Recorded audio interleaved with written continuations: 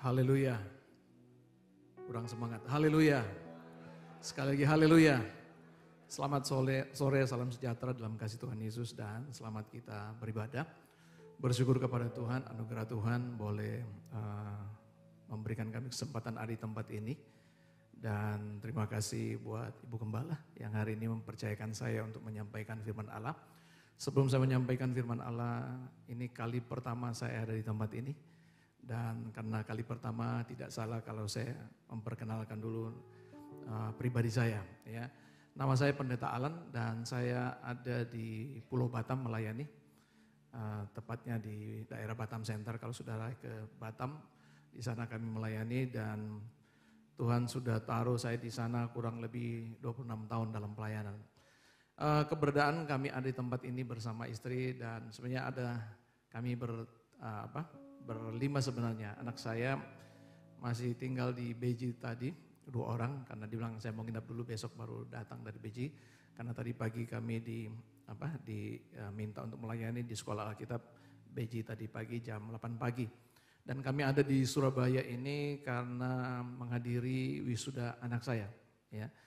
Jadi anak saya ada di tempat ini kurang lebih 3,5 tahun, ada di depan namanya Cecilia. Dan sekaligus saya berterima kasih buat Ibu Gembala dan semua staf penggembalaan yang sudah memberikan support buat anak kami. Selama di tempat ini boleh melayani, boleh dibina dalam rohani dan dia ada dalam pelayanan. Sekali lagi terima kasih buat semua apa yang sudah diberikan kepada anak kami. Dan kemarin sudah menyelesaikan pendidikannya S1-nya. Sekali lagi terima kasih dan mungkin sekalian pamitan karena besok kami akan kembali ke Batam. Ini saja perkenalan saya. Segera kita akan melihat kebenaran firman Tuhan. Di tengah-tengah kita juga ada teman-teman saya, ada dari Makassar, Bentak Dahardi, ada Pak Tumpal. Ya, terima kasih, sama-sama kita ada di tempat ini. Baik, kita akan melihat kebenaran firman Allah. Saya mengajak saudara, kita buka dalam Keluaran pasal yang ke-14. Keluaran pasal yang ke-14. Kita akan baca dari ayat yang pertama sampai dengan ayat yang ke-16. Keluaran pasal 14 ayat pertama sampai dengan 16. Kalau saudara sudah dapatkan saya akan baca dan saudara dapat simak dalam Alkitab saudara masing-masing. Lembaga Alkitab Indonesia memberikan judul dari perikop ini adalah Firaun bertindak untuk penghabisan kali. Saya bacakan bagi saudara. Berfirmanlah Tuhan kepada Musa demikian. Katakanlah kepada orang Israel supaya mereka balik kembali dan berkemah di depan Pihahirot di antara Migdol dan laut tepat di depan Baal Sepon, berkemahlah kamu di tepi laut. Maka Firaun akan berkata tentang orang Israel, mereka telah sesat di negeri ini, padang gurun telah mengurung mereka. Aku akan mengeraskan hati Firaun sehingga ia mengejar mereka, dan terhadap Firaun dan seluruh pasukannya aku akan menyatakan kemuliaanku sehingga orang Mesir mengetahui bahwa akulah Tuhan, lalu mereka berbuat demikian. Ketika diberitahukan kepada Raja Mesir bahwa bangsa itu telah lari, maka berubahlah hati Firaun dan pegawai-pegawainya terhadap bangsa itu. Dan berkatalah mereka, apakah yang telah kita perbuat ini? Bahwa kita membiarkan orang Israel pergi dari perbudakan kita. Kemudian ia memasang keretanya dan membawa rakyatnya serta ia membawa 600 kereta yang terpilih, ya segala kereta Mesir masing-masing lengkap dengan perwiranya. Demikianlah Tuhan mengeraskan hati Firaun Raja Mesir itu sehingga ia mengejar orang Israel. Tetapi orang Israel berjalan terus dipimpin oleh tangan yang dinaikkan. Adapun orang Mesir, segala kuda dan kereta Firaun, orang-orang berkuda dan pasukannya mengejar mereka dan mencapai mereka pada waktu mereka berkemah di tepi laut dekat Pihahirot di depan Baal Sepon. Ketika Firaun telah dekat, orang Israel menoleh, maka tampaklah orang Mesir bergerak menyusul mereka. Lalu sangat ketakutanlah orang Israel dan mereka berseru-seru kepada Tuhan. Dan mereka berkata kepada Musa, apakah karena tidak ada kuburan di Mesir, maka engkau membawa kami untuk mati di padang gurun ini? Apakah yang kau berbuat ini terhadap kami dengan membawa kami keluar dari Mesir? Bukankah ini telah kami katakan kepadamu di Mesir, janganlah mengganggu kami dan biarlah kami bekerja kepada orang Mesir, sebab lebih baik bagi kami untuk bekerja pada orang Mesir daripada mati di padang gurun ini. Tetapi berkatalah Musa kepada bangsa itu, janganlah takut, berdirilah tetap dan lihatlah keselamatan dari Tuhan yang akan diberikan hari ini kepadamu. Sebab orang Mesir yang kamu lihat hari ini, tidak kamu lihat lagi untuk selama-lamanya. Tuhan akan berperang untuk kamu dan kamu akan diam saja. Ayat yang ke-15, berfirmanlah Tuhan kepada Musa, mengapakah engkau berseru-seru demikian kepadaku? Katakanlah kepada orang Mesir supaya mereka berangkat. Dan engkau angkatlah tongkatmu dan ulurkanlah tanganmu ke atas laut dan belalah airnya. Sehingga orang Israel akan berjalan dari tengah-tengah laut di tempat kering. Puji Tuhan. Saudara yang terkasih dalam Tuhan, satu kisah perjalanan umat Tuhan yang saya katakan spektakuler banget ya. Bangsa ini keluar, saudara, bukan keluar dengan begitu saja, ya, tetapi kita tahu bersama bahwa bangsa ini keluar dengan mujizat-mujizat yang luar biasa yang Tuhan perlihatkan kepada orang Mesir. Kita tahu bersama bahwa ada 10 tulah yang Tuhan izinkan terjadi di Mesir dan kemudian barulah bangsa ini keluar dari tanah Mesir. Tapi ternyata saudara yang terkasih dalam Tuhan, masalahnya tidak berhenti sampai di sana. Ya. Setelah mereka sudah keluar, ternyata saudara, Allah menuntun bangsa ini masuk ke padang gurun. Ya. Saya berpikir saudara, kalau kita berpikir tentang panggilan Tuhan, harusnya saudara, ketika Tuhan bawa kita kepada satu mujizat demi mujizat, harusnya saudara kita harus terus menikmati mujizat itu. Tapi ternyata seringkali saudara, Allah seringkali kembali mengizinkan kita harus menghadapi padang gurun kehidupan ini. Ya. Dan saudara yang terkasih dalam Tuhan, apa yang terjadi ya ketika Tuhan membawa bangsa ini saudara keluar dan kemudian sementara mereka berjalan sampai mereka satu titik Tuhan bilang balik ya. Balik dan kemudian saudara mereka disuruh tinggal di tepi laut ya, di tepi laut. Dan saudara, apa yang terjadi pada waktu itu? Coba kita perhatikan kembali ayat ini. Ada 3 hal yang akan saya angkat dari pembacaan ini. Yang pertama, kita melihat di sini saudara bagaimana ya bangsa Israel ini melihat jalan-jalan Tuhan dalam kehidupan mereka. Di ayat yang ketiga, coba kita lihat ayat ini. Ya, maka Firaun akan berkata tentang orang Israel. Mereka telah apa katanya? Sesat di negeri ini dan apa? Padang gurun telah mengurung mereka. Jadi ketika bangsa ini saudara maju dan kemudian Tuhan bilang, enggak, jangan maju dulu, mundur kembali dan kamu berkemah di tepi laut. Pemandangan Mesir pada waktu itu, pemandangan Firaun pada waktu itu, bangsa Israel ini sudah sesat. Sekali lagi, pandangan Mesir, pandangan Firaun pada waktu itu, perjalanan bangsa Israel pada waktu itu adalah pandangan di mana mengalami kesesatan. Tapi saudara yang terkasih dalam Tuhan, saya ingin katakan saudara, ini bukan pandangan kita. Sama-sama katakan ini bukan pandangan kita. Mesir seringkali berbicara tentang dunia ini saudara, ya, dan seringkali saudara pandangan-pandangan seperti ini justru kadangkala juga saudara menjadi bagian dalam kehidupan saudara dan saya. Saya katakan tadi di awal, Allah seringkali mengizinkan padang gurun dalam kehidupan kita dan kemudian saudara seringkali kita juga menyatakan hal yang sama. Pandangan Mesir, pandangan dunia seringkali kita bawa dalam pandangan kita. Kita merasa bahwa ternyata juga saya mengalami kesesatan saudara. Saya enggak tahu jalan. Saya ingin katakan saudara yang terkasih dalam Tuhan, saya percaya ketika kita ada dalam pimpinan Tuhan, penyertaan Tuhan, tuntunan Tuhan, Allah tidak akan pernah salah menuntun kehidupan saudara dan saya. Kalau saudara perhatikan ayat ini, coba saudara perhatikan dulu di pasal yang ke-13, saya baca perikopnya saja. Di ayat 17 dikatakan di sana, Allah menuntun umatnya. Sama-sama katakan Allah menuntun umatnya. Saya percaya ketika kita menjadi orang yang percaya kepada Tuhan, intervensi Tuhan menuntun kehidupan saudara dan saya. Pasti Allah sudah datang untuk menuntun hidupmu. Allah tidak akan pernah meninggalkan engkau. Sekali dia berjanji, dia katakan dia akan menyertai kita sampai kesudahan alam ini. Saya percaya janji itu terus ada dalam kehidupan saudara dan saya. Tapi seringkali saudara ketika Tuhan bawa kita kepada jalan-jalan yang menurut jalan kita bukan jalan kita, ada kalanya kita berpikiran seperti pikiran orang Mesir saudara. Kita berkata, oh Tuhan udah enggak tahu mau buat apa, udah sesat, enggak ada jalan keluar lagi. Tapi sekali lagi ini pandangan apa? Mesir, bukan pandangan anak Tuhan. Pandangan anak Tuhan adalah dia tahu pasti ada jalan keluar dalam segala perjalanan hidupnya. Walaupun diwarnai dengan masalah dan pergumulan, saudara.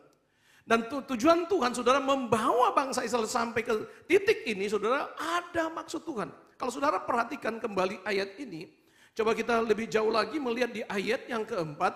Saudara perhatikan ayat di sana. Aku akan mengeraskan hati Firaun sehingga ia mengejar mereka terhadap Firaun dan seluruh pasukannya. Apa katanya? Aku akan menyatakan apa? Sama-sama katakan, Tuhan menyatakan kemuliaannya.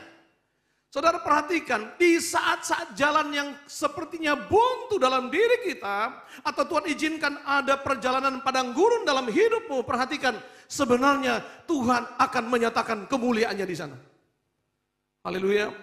Dia akan menyatakan kuasanya, dia akan menyatakan kesanggupannya, yang mungkin dunia katakan gak mungkin, tetapi saya ingin katakan saudara, Allah akan menyatakan kuasanya ada di sana. Kita teringat saudara kisah Lazarus, ya, dia mati, apa yang terjadi? Ya, Maria Marta mengirim kabar kepada Yesus, orang yang engkau kasih itu mati, ya. Tapi Yesus bilang begini, ya, dia sengaja tinggal dan bilang, percaya saja. Saudara yang terkasih dalam Tuhan, bagi Maria, bagi Marta pada waktu itu ini sudah jalan buntu. Tidak tahu lagi mau buat apa. Tetapi ada satu pernyataan Yesus kepada mereka. Ada garansi Yesus. Penyakit ini tidak akan membawa kematian, tetapi justru akan menyatakan kemuliaan Allah. Jadi saya ingin katakan saudara, semua jalan-jalan yang sepertinya tertutup hari ini bagi saudara dan saya, kalau saudara percaya bahwa saudara adalah orang yang dituntun oleh Tuhan, di situ Tuhan akan menyatakan kemuliaannya. Haleluya. Jadi saya ingin katakan saudara, anak Tuhan sebenarnya tidak ada kata, tidak ada jalan. Selalu kita berpikir, Tuhan pasti bisa buat jalan dalam kehidupan kita. Sehingga kita tidak berkata, saya menyerah, saya nggak tahu mau buat apa, mau kemana. Saya percaya sekali lagi, Tuhan yang menuntun kehidupan saudara dan saya. Dan Allah tidak mungkin tersesat, saudara. Logika kita berpikir mungkin kita bisa tersesat, tapi saya percaya Tuhan tidak akan pernah tersesat untuk menuntun kehidupan saudara dan saya. Dan tuntunan Tuhan itu pasti yang terbaik dalam hidupmu ketika engkau belajar percaya kepada Tuhan. Jadi saya yang katakan saudara, jangan sekali lagi masukkan pikiran dunia masuk ke dalam pikiranmu bahwa saudara sesat pada saat saudara menghadapi masalah. Itu pikiran dunia, bukan pikiran anak Tuhan. Pikiran anak Tuhan adalah selalu ada jalan dan di situ ada kemuliaan Tuhan. Yang kedua saudara, kalau kita melihat,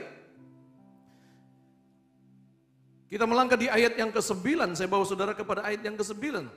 Dikatakan dia di sana, adapun orang Mesir, segala kuda kereta Firaun, orang-orang berkuda dan pasukannya mengejar mereka dan mencapai mereka pada waktu mereka berkemah di tepi laut dekat Pihahirot di depan Baal Sepon.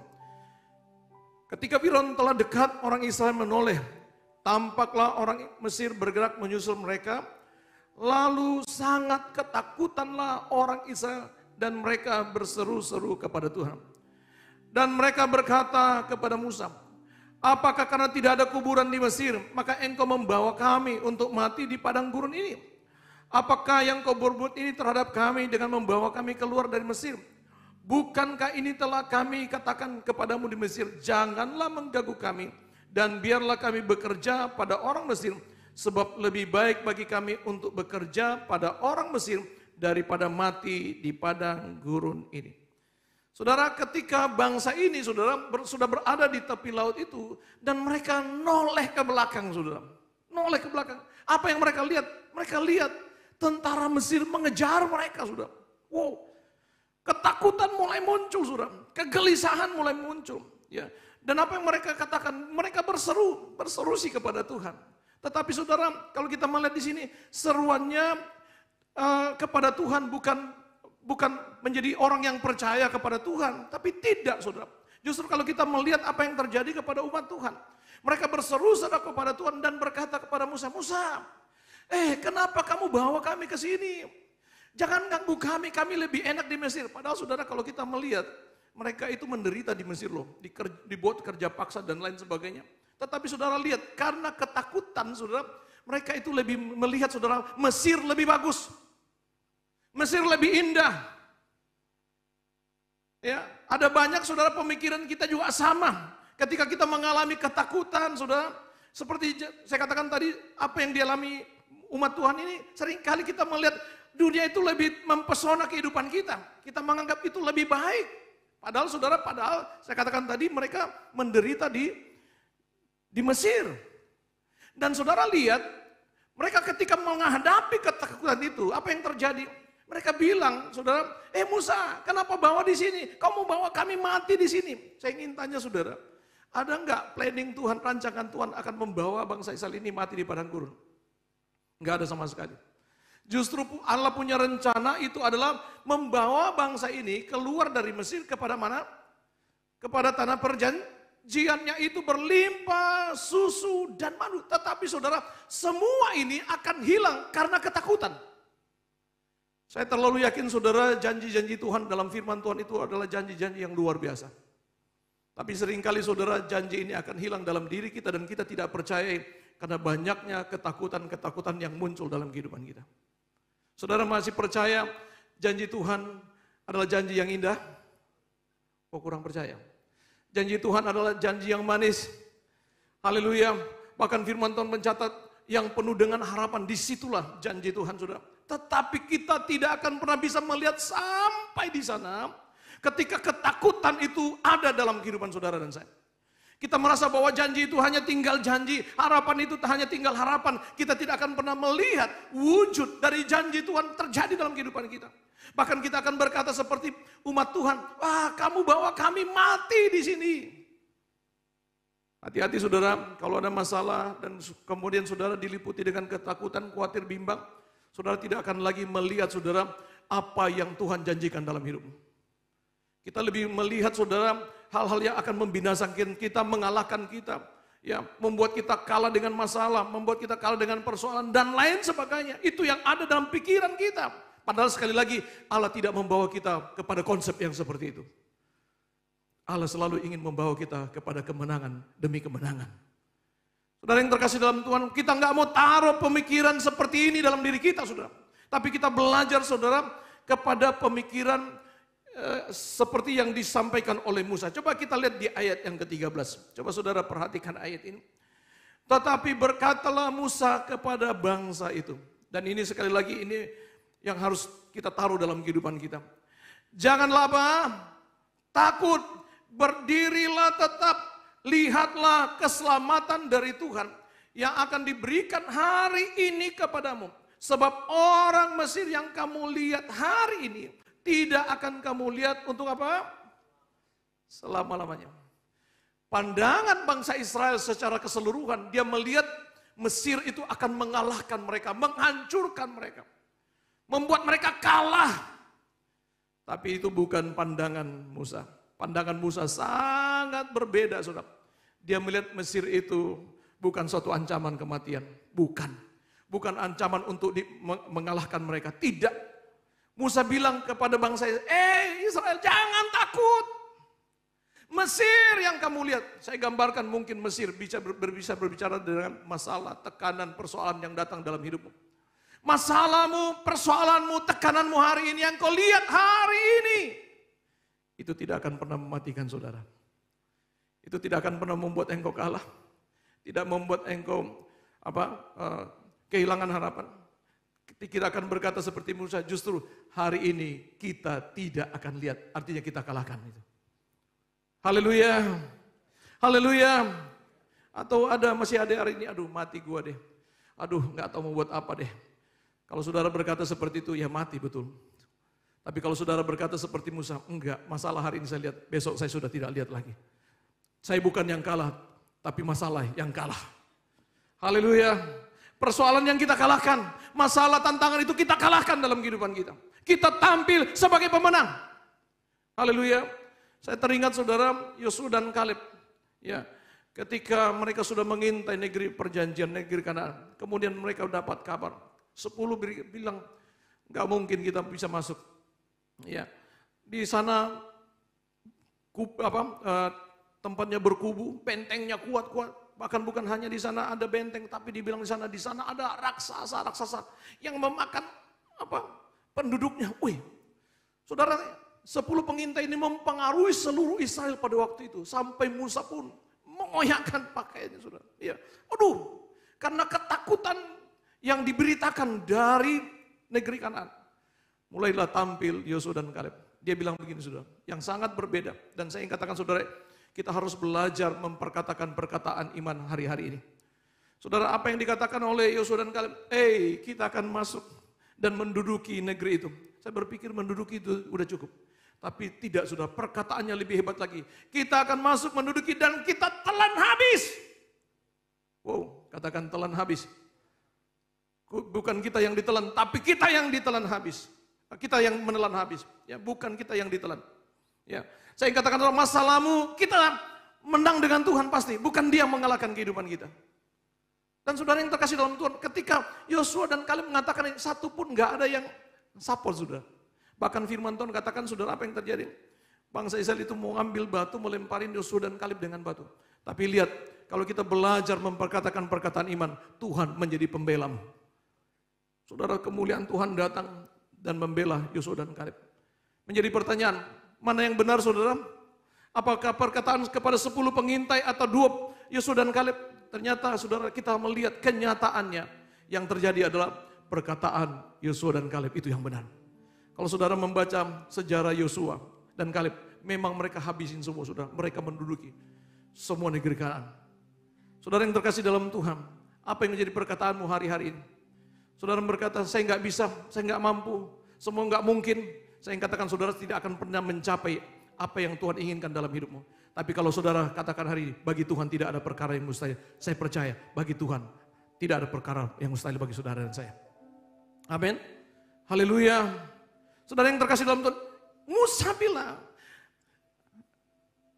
Mesir yang kamu lihat hari ini, besok sudah tidak ada. Bolehkah saudara berkata dengan perkataan iman pada sore hari ini, masalahku hari ini, besok saya sudah tidak lihat. Tapi itu terserah iman saudara. Kalau imanmu sampai di sana, saya percaya Tuhan bisa selesaikan hari ini. Haleluya. Karena firman Tuhan katakan, Tuhan ganti kita berperang. Di dalam kelemahan kita, Tuhan ganti kita berperang. Saudara, bukan satu kebanggaan, Tuhan izinkan kami melayani di Batam. Saya katakan tadi 26 tahun saya ada di sana. Saya mulai pelayanan itu merintis 3 sekolah minggu, ya, dan tantangannya juga besar, saudara, ya. Kami mulai 3 sekolah minggu, anak kecil, 1 bayi, 1 bisu, 1 yang aja yang bisa diajar. 4 tahun saya hanya layani sekolah minggu. Kemudian saya kumpulkan, setelah itu 4 tahun masuk ke tahun kelima, saya kumpulkan orang-orang yang mulai simpati dengan pelayanan kami, 6 orang, 7 orang kami bersekutu. Akhirnya Tuhan izinkan kami bangun gereja. Singkat cerita, saudara, setelah gereja sudah penuh, ya, saya bilang sama Tuhan, Tuhan, saya rindu membangun yang lebih besar lagi, ya, membangun yang lebih besar lagi. Dan saya bilang sama Tuhan, Tuhan, saya mau di Batam Center, kami mau dapatkan 2 hektar lahan. Rasanya nggak mungkin, saudara. Tapi saudara, saya belajar meyakini semua perkataan-perkataan yang saya ucapkan itu akan terjadi. Dan apa yang terjadi? Tuhan izinkan kami beli 2 hektar di Batam Center. Dan sebenarnya nggak mungkin. Setelah kami beli 2 hektar, saudara, saya bilang kita mau bangun. Ya. Jemaat kami nggak banyak, ya, waktu itu masih mungkin sekitar 400-500an orang, ya, pada waktu itu. Dan kemudian saya bilang kita akan membangun gereja dengan kapasitas 7.500 seat, saudara.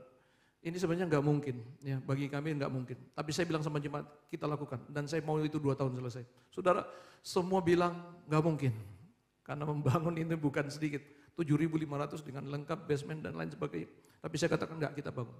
Saya minta tanda sama Tuhan, Tuhan izinkan kami membangun. Kalau memang Tuhan izinkan, saya minta IMB-nya keluar. Saudara tahu, IMB kami itu ditandatangan dalam 5 menit oleh wali kota. Saya langsung bilang, kita bangun. Dan puji Tuhan, hari ini kami sudah mulai dari COVID kami sudah pakai, ya. Minta maaf, terakhir almarhum Om Nok melayani kami di Natal, ya. Mungkin saudara tanya-tanya siapa tuh pendeta Alan terakhir melayani di Batam? Ya di saya lah, saudara. Di tempat saya lah, ya. Jadi waktu itu saya minta sama Om Nok, karena kalau dia ke Batam itu selalu dengan saya, ya. Dia bilang, saya langsung telepon, kok saya ingat Om Nok ya. Saya telepon, Om, saya mau melayani tapi di tengah-tengah COVID ini, Om, mau melayani Natal, boleh nggak Om melayani? Saudara nggak jawab langsung saya siap kan. Aduh, Saya juga was-was juga karena lagi masa Covid pada waktu itu sudah. Dan kami perayaan Natal pada waktu itu mungkin termasuk perayaan besar pada waktu itu karena sampai 800 orang sudah, itu pun kami sudah batasin. Ya, batasin untuk masuk karena ada social distance ya kan, nggak boleh. Tapi ketika mereka periksa, oh nggak apa-apa, ini ruangannya besar, bisa lebih dari itu pun bisa. Ya itulah, saya juga berjumpa terakhir dengan Om No ya, almarhum ya. Sekali lagi di tempat saya lah melayani. Tapi saya berpikir, apakah karena di tempat saya Om No melayani kemudian kena Covid, saya berpikir itu singkat sekali kami bertemu sebenarnya. Om No itu datang sore, ya, datang sore, kemudian nginap di hotel, saya jemput, besok pagi-pagi udah pulang. Jadi kami cuma bertemu ya nggak lama, ya. Tapi saya dengar, waduh, kembali kok jadi sakit, saya sampai merasa bersalah juga. Sekali lagi minta maaf, ya, karena pada waktu itu ya saya minta supaya datang melayani di tempat kami. Jadi sekali lagi sudah berbicara kembali kepada pelayanan tadi ya. Saya bilang sama jemaat, kita mulai, saudara tahu kami itu mulai dari nggak ada apa-apa, betul-betul nggak ada. Jemaat bilang, mana bisa Om, nggak mungkin Om. Dengan membangun seperti ini, nggak mungkin. Saya katakan, ini bukan pekerjaan saya, tapi pekerjaan Tuhan. Pekerjaan Tuhan. Dan saya imani, saudara tahu benar-benar kami bisa pakai dalam 2 tahun. Dalam 2 tahun. Luas semuanya 64 kali 75. Ya, lengkap basementnya dan semua.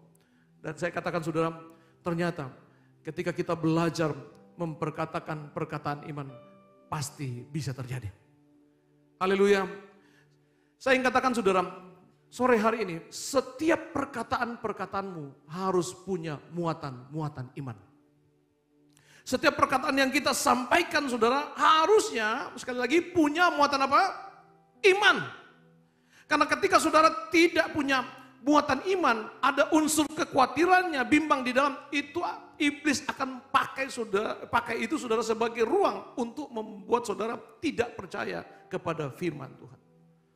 Dan saya ingin katakan setiap perkataanmu biarlah semuanya punya muatan-muatan atau kuasa iman di dalamnya. Mungkin hari ini mustahil, enggak mungkin. Mungkin kita seperti Israel, aduh mana bisa, kekuatan kita tidak ada. Ya. Tetapi kita berkata seperti Musa, enggak, pokoknya Mesir yang kamu lihat hari ini, besok sudah tidak ada. Itu belum terjadi loh saudara, belum terjadi sama sekali. Tapi ternyata Allah membuktikan saudara, kuasa perkataan itu terjadi dalam kehidupan perjalanan Musa. Saudara ingin Tuhan membuktikan saudara perkataanmu hari ini? Belajarlah perkataan iman. Walaupun sekali lagi masalah pergumulan masih engkau dapatkan hari ini, rasakan sampai hari ini. Tapi berkata kepada Tuhan, masalahku pasti selesai. Saya percaya ada jalan keluar Tuhan sediakan bagi saudara. Saudara yang terkasih dalam Tuhan, tuh dikatakan di sana, Musa katakan Tuhan itu akan ganti kita berperang saudara. Wah, saya senang sekali saudara. Kalau saya saudara mungkin maju berperang, ada 2 kemungkinan. Ada 2 kemungkinan. Saya bisa menang atau saya bisa apa? Kalah. Itu kalau saya maju ya. Tapi kalau Tuhan sudah ganti kita berperang, saya ingin tanya, kira-kira ada kata kalah di sana? Enggak ada. Pasti kita menjadi orang yang menang. Haleluya. Dan saya terlalu yakin saudara, Tuhan masih bekerja dengan cara yang sama hari ini. Ketika engkau tidak sanggup, engkau enggak mampu, dia katakan, aku ganti kamu berperang. Kenapa kita takut kepada kuasa yang memberikan saudara pendampingan seperti ini dalam perjalanan hidup kita? Kalau saudara lihat tentang kapasitas Allah dalam kehidupan kita, dia katakan firman Tuhan katakan dia adalah pencipta langit dan bumi. Saudara takut dengan kapasitas yang seperti itu. Saudara khawatir dengan kapasitas yang seperti itu yang diberikan kepada saudara dan saya. Seharusnya saudara tidak ada ketakutan bagi orang percaya. Karena kita ada dalam kuasa yang supranatural, yang tidak terbatas. Ada bersama-sama dengan saudara. Haleluya. Kuasanya tidak terbatas. Allah sanggup. Makanya saya katakan saudara, jangan beri ruang, khawatir, bimbang dalam hidupmu. Tapi yang adalah hanya percaya. Murid-murid saudara, ketika mereka berlayar, mereka diterpa oleh badai. Pada waktu mereka melihat badai, mereka mengalami ketakutan yang sama. Mati kita katanya, mati binasa kita ini. Kemudian datang Yesus, saudara. Apa yang terjadi? Yesus cuma bilang sama mereka, murid-murid, kenapa kamu takut? Kenapa kamu terlalu bimbang? Mana percayamu? Mana percayamu? Kok mereka takut melihat badai itu? Tuhan ngajar mereka, belajar percaya. Saudara masih kurang yakin dengan kapasitas Tuhan dalam dirimu? Saya katakan belajar percaya. Saya katakan pada sore hari ini, Tuhan paling suka dipercayai. Amin. Tuhan paling senang dipercayai. Justru saudara, dia pribadi yang tidak suka kalau kita nggak percaya. Semakin engkau percaya, semakin dia senang. Amin. Dan firman Tuhan mencatat, orang yang percaya tidak akan pernah dipermalukan. Haleluya. Orang yang percaya kepada Tuhan tidak akan pernah dipermalukan. Saudara ingin melihat kuasa Tuhan terjadi dalam hidupmu? Belajar terus percaya. Perkatakan perkataan iman dalam hidupmu. Saudara akan melihat kuasa Tuhan terjadi. Hari ini engkau lihat, besok engkau bisa melihat keajaiban terjadi dalam hidupmu. Saudara yang terkasih dalam Tuhan, ini yang kedua. Jadi pemikiran kita, saudara, bukan pemikiran takut. Ya, kita melihat masalah pergumulan itu akan membinasakan kita, mematikan. Tidak, saudara, yang kita lihat adalah masalah itu akan diselesaikan oleh Tuhan. Hari ini saya masih lihat, besok saya sudah tidak akan lihat. Karena Tuhan menjadi penolong dalam hidup saya. Haleluya. Yang ketiga, saudara, kita mau lihat. Yang ketiga, kita melangkah di ayat yang ke-15. Dikatakan di sana, berfirmanlah Tuhan kepada Musa, mengapakah engkau berseru-seru demikian kepadaku? Katakanlah kepada orang Israel supaya mereka apa?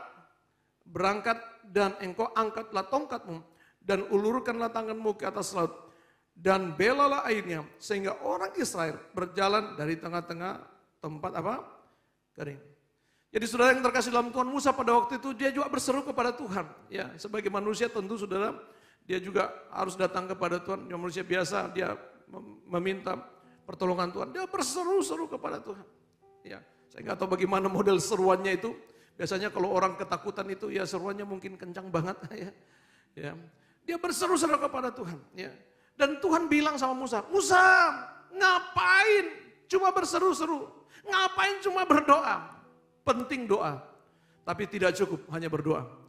Kata firman Allah di sini, saudara, dikatakan di sana, Musa berangkat, sama-sama bilang berangkat.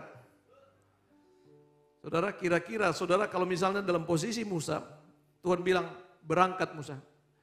Di belakang apa? Ada tentara Firaun. Di depan ada apa? Laut. Mau berangkat kemana?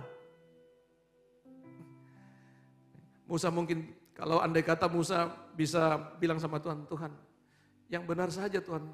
Tuhan suruh mau berangkat kemana kami? Ini padang gurun, di belakang musuh, di depan laut. Mau berangkat mana jalannya? Tapi sekali lagi Tuhan suruh apa? Berangkat. Ini yang perlu saudara dalam diri kita ketika ada jalan-jalan buntu dalam dirimu, jangan stagnan, jangan hilang langkahmu, tetapi saudara harus terus melangkah. Saya katakan tadi tidak cukup dengan doa, tetapi perlu langkah-langkah iman. Bilang langkah-langkah iman. Yang memang kita belum lihat, tetapi Tuhan bilang berangkat, gerak Musa. Saya katakan tadi di laut itu, di depan itu ada laut. Musa bilang begini, Tuhan, ini bukan sungai loh Tuhan. Laut ini Tuhan, nggak ada ujung pangkalnya Tuhan. Kalau sungai sih mungkin, oke lah, saya bawa 2 juta, 3 juta ini, berenang lah. Yang selamat-selamat lah. Kan bisa ya. Nah, kalau misalnya masih sungai. Tapi ini laut. Kira-kira kalau terjun semua masuk ke laut, ada yang selamat? Saya percaya nggak ada yang selamat satupun sudah. Nggak ada. Tapi Tuhan sekali lagi suruh apa? Sekali lagi, kencang-kencang bilang berangkat. Jangan tinggal di masalahmu. Jangan tinggal di persoalanmu. Bergerak dalam imanmu. Amin. Kalau Tuhan bilang bergerak, Tuhan itu selalu konfirmasi kita dengan firman-Nya, saudara. Ketika engkau ada hari ini, tidak secara kebetulan engkau ada hari ini, tapi Tuhan lewat firman-Nya untuk meneguhkan saudara dengan tindakan-tindakan saudara yang akan kerjakan. Dan kalau Tuhan suruh, jangan diam. Engkau mulai harus punya langkah iman. Amin. Langkah iman. Tidak peduli sekali lagi tidak ada jalan, nggak ada masalah. Kita lebih tunduk kepada apa yang Tuhan perintahkan. Dan apa yang terjadi? Ketika Musa disuruh berangkat, Tuhan itu selalu kasih jalan keluar. Bilang, Tuhan selalu kasih jalan keluar. Musa bilang, Tuhan apa? Langsung Tuhan bilang, Musa, di tanganmu ada tongkat. Ya, di tanganmu ada apa? Tongkat Musa. Pakai tongkat itu. Tongkat selalu berbicara tentang kuasa. Saya terlalu yakin saudara, anak-anak Tuhan itu diberi kuasa. Saudara diberi kuasa menjadi anak-anak Tuhan. Itu cukup saudara, untuk saudara mempergunakan kuasa ini untuk melihat kuasa Tuhan terjadi dalam hidupmu. Kalaupun hari ini saudara, sepertinya kuasa itu tidak kelihatan. Tapi saya percaya, saudara juga bisa membangun kuasa itu dalam dirimu. Tongkat juga bisa berbicara tentang pendengaran kita kepada firman yang diurapi akan membangkitkan iman kita. Dan iman itu sanggup mengadakan dari tidak ada jadi ada. Haleluya. Tuhan bilang, ada di kamu, bukan di saya lagi. Bukan. Bilang kiri kanan, solusinya itu ada di kamu. Jalan keluarnya ada di setiap pribadi kita, katakan amin. Kalau cuma Tuhan yang buat saudara, jangankan Laut Tengah, Lautan Pasifik bisa dikeringin saudara. Apa susahnya? Tapi itu tidak terjadi di tanganmu. Tidak terjadi di hidupmu. Bagi Tuhan itu sangat mudah. Saya katakan tadi, Laut Tengah itu terlalu kecil bagi Tuhan untuk keringin. Semua samudera Pasifik, Atlantik, semua samudera pun kalau Tuhan bilang, saya keringin. Tapi apa artinya? Saudara menjadi seorang penonton saja, melihat mujizat itu. Tuhan mau mujizat itu terjadi di tanganmu. Haleluya. Tuhan mau mujizat itu terjadi di hidupmu. Dan solusinya itu ada di tanganmu. Musa, ada loh tongkat di tanganmu loh. Bukan lagi aku. Kalau aku itu gampang, tapi saya mau mujizat itu terjadi di tanganmu. Haleluya. Sekali lagi, semua solusi itu ada dalam kehidupan saudara dan saya. Jawaban itu ada dalam kehidupanmu. Tapi seringkali saudara, kita lupa tentang kuasa ini, kapasitas yang Tuhan berikan dalam kehidupan kita. Kita merasa nggak mampu, nggak bisa Tuhan. Tidak ada kekuatan. Apa artinya saudara menjadi anak Tuhan? Apa artinya saudara menjadi orang yang percaya kepada Tuhan? Bukankah kita sementara diperlengkapi dengan kuasa Tuhan dalam kehidupan kita? Ada Roh Kudus dalam dirimu sebagai kuasa yang tidak terbatas, sanggup menolong kehidupan saudara dan saya. Bahkan pun saya katakan saudara, kalaupun misalnya saudara membangun hari ini tentang iman, imanmu sanggup mengalahkan dunia ini. Saya melihat dalam Ibrani pasal 11 dicatat tentang tokoh-tokoh iman saudara. Tidak ada satupun yang gagal saudara. Tidak ada satupun. Kita melihat ketika Yesus melayani di muka bumi ini, semua orang yang punya iman, kuasa yang dibangkitkan itu tidak pernah kecewa. Dia melihat kuasa Tuhan. Perempuan 12 tahun pendarahan, dia bilang sama dalam hatinya, asal ku jamah saja jubahnya, aku akan sembuh. Saudara lihat, dia bilang asal ku jamah, enggak usah tampang tangan Tuhan, enggak usah.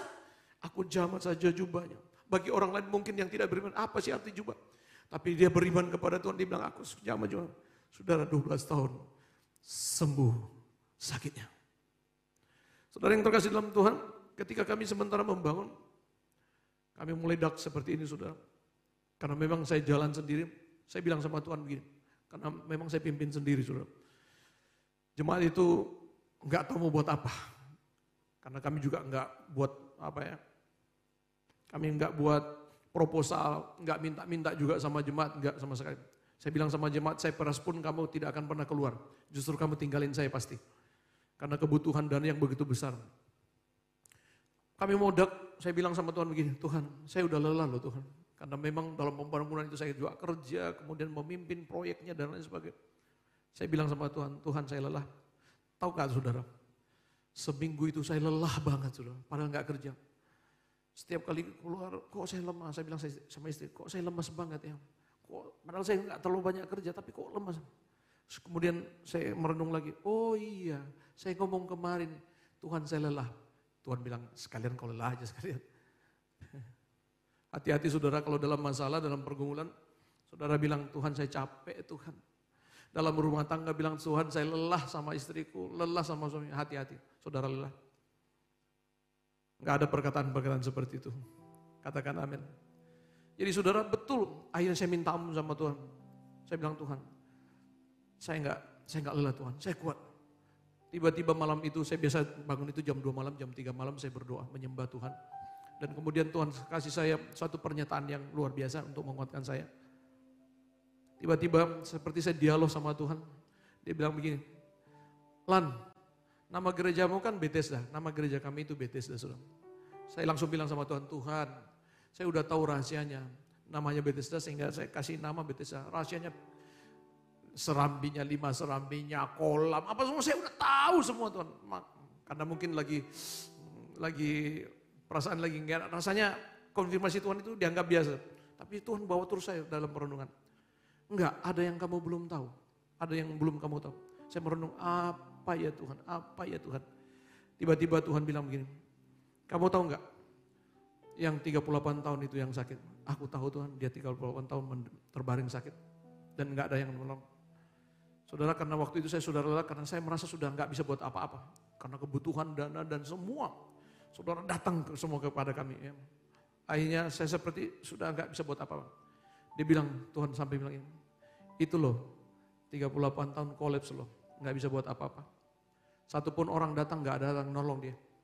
Enggak ada yang bantu dia. Setiap kali ada goncangan di kolam Bethesda itu, yang lain sudah duluan. Mungkin dia baru mau rangka, udah selesai. Tidak ada lagi goncangan, satupun enggak ada peduli lagi. Tapi aku datang di situ untuk nolong dia. Tuhan sampai nanya seperti ini sama saya, kamu udah kolaps berapa lama sih? Kamu udah susah berapa lama sih? Kamu udah menderita berapa lama sih?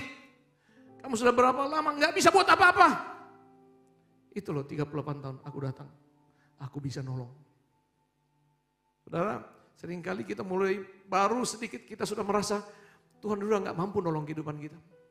Kita sudah nggak mampu keluar dari masalah persoalan kita. Tuhan bilang aku ada. Saudara, Tuhan bawa saya ke perenungan lebih jauh.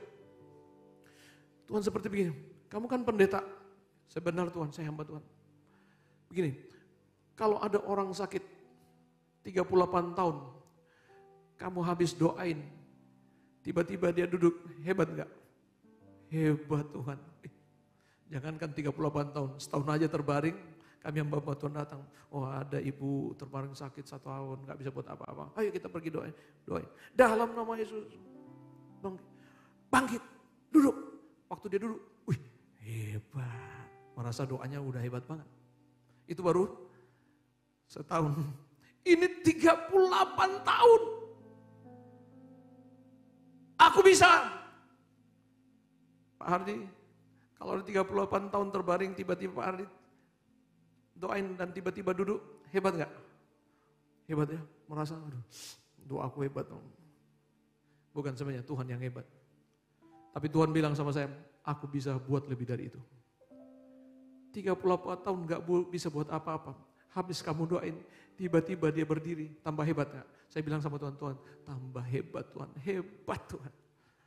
Aku bisa buat lebih dari itu. 38 tahun gak bisa buat apa-apa. Tiba-tiba dia berjalan, tambah hebat Tuhan. Aku masih bisa buat lebih dari itu. 38 tahun gak bisa buat apa-apa. Kemudian setelah didoain, diambil tilamnya sambil berjalan. Tambah hebat ya. Saya katakan Tuhan bisa buat. Tidak ada kata hari ini saya gak bisa buat apa-apa. Ada Tuhan yang sanggup menolong kehidupanmu. Haleluya. Tidak ada katakan hari ini saya kolaps Tuhan. Saya gak bisa buat apa-apa. Saya gak bisa keluar. Tuhan bilang bergerak. Pakai kuasa yang ada dalam dirimu untuk membuktikan kapasitas Tuhan dalam hidup. Dan saudara, apa yang terjadi setelah itu? Saudara tahu besoknya. Saya bilang, masukin semua. Kebutuhan apa? Masukin. Oh, bayangin, saya seperti orang yang tidak peduli lagi berapa biayanya, berapa kebutuhannya. Pokoknya masukin. Saudara tahu, Itu yang menguatkan kehidupan saya. Bahwa ternyata saya tidak jalan sendiri. Ada Tuhan menyertai dengan kuasanya. Haleluya. Dan saudara lihat, Tuhan bilang sama Musa, maju bergerak, jangan diam. Jemaat Tuhan hari ini jangan diam dengan masalah yang saudara hadapi, bergerak dalam imanmu. Engkau akan melihat kuasa Tuhan terjadi. Dan apa yang terjadi?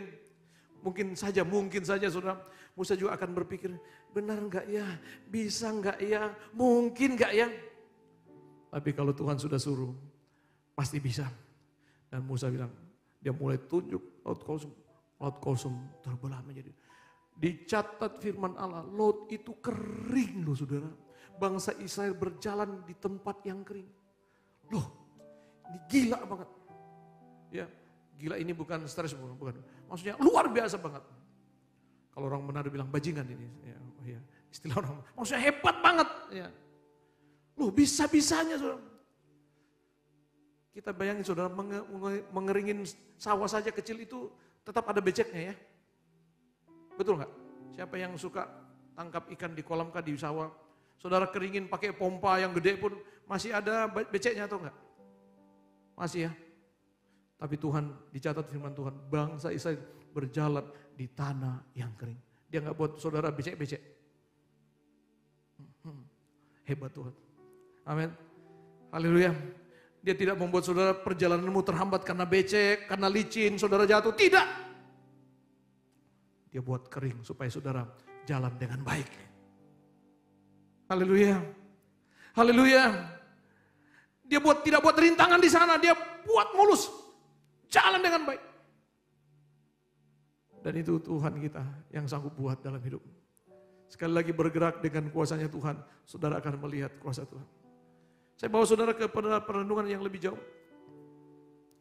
Ketika saya katakan tadi, murid-murid di perahu itu. Kemudian datang Yesus berjalan di atas air. Kemudian mereka sempat ketakutan, cuma Petrus bilang begini sama Tuhan. Ya, kalau engkau itu Tuhan, suruh aku datang kepadamu. Saudara, apa yang terjadi saudara? Yesus tidak perlu repot-repot keringin laut saudara, enggak perlu. Tapi Tuhan bilang, Petrus, jalan di atas air. Saya katakan saudara, itu lebih hebat lagi. Kalau tadi Tuhan bisa keringin, tapi juga Tuhan bisa membuat saudara jalan di atas air. Lebih hebat lagi.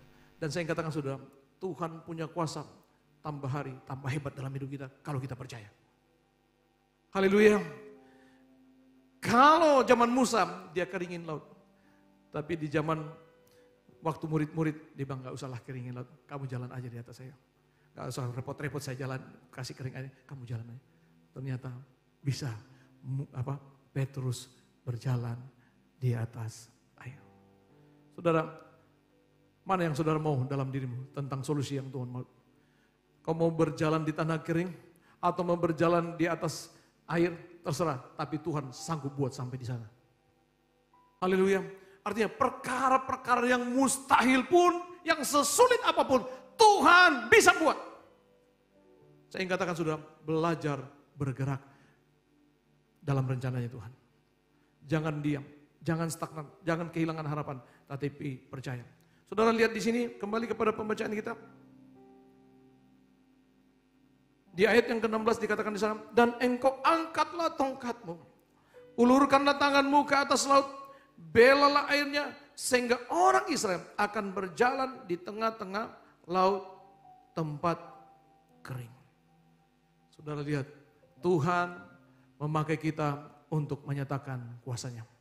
Bilang lagi kiri kanan, Tuhan memakai engkau untuk menyatakan kuasanya. Tidak salah saudara minta doa kepada hamba-hamba Tuhan, Ibu Gembala. Tapi Tuhan mau sebenarnya lewat hidupmu ada mujizat Tuhan juga terjadi. Haleluya. Kami melayani di Batam saudara dan banyak sekali mujizat yang terjadi kami alami.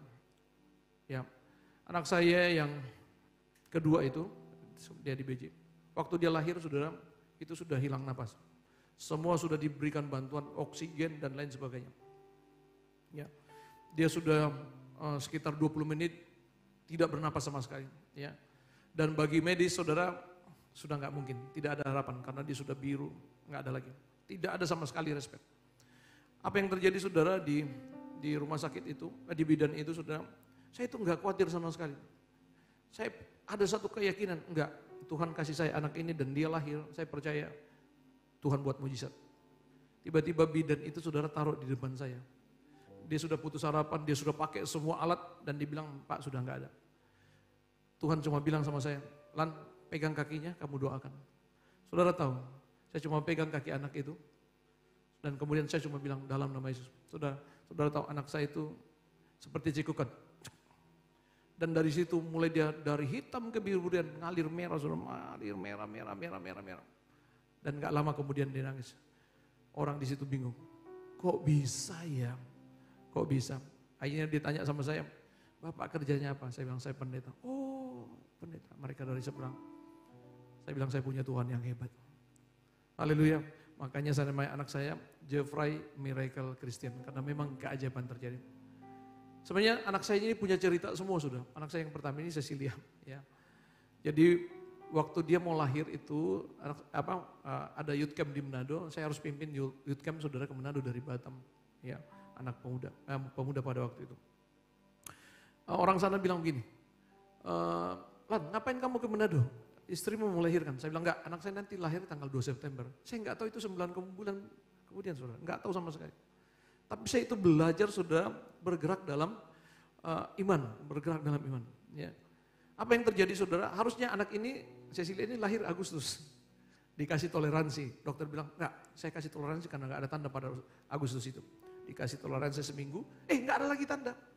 Kemudian dokter bilang begini, terakhir Pak, saya kasih toleransi lagi seminggu. Tahu nggak tanggal berapa itu? Tanggal 2 September. Saya langsung bilang sama istri saya, lihat tuh dokter ngikutin saya loh. Dokter ngikutin saya. Terus dokter bilang pagi-pagi ya kamu datang, ibu bapak datang pagi-pagi karena anak ini sudah kelamaan. Dia harus keluar tanggal 2 September. Dipaksain harus keluar tanggal 2 September. Tapi karena kami nggak langsung datang, siang baru kami datang. Kami dimarahin dokter. Makanya dia lahir tanggal 3, harusnya tanggal 2. Ya, tanggal 3. Ya. Kemudian saudara, anak saya yang ketiga, ya.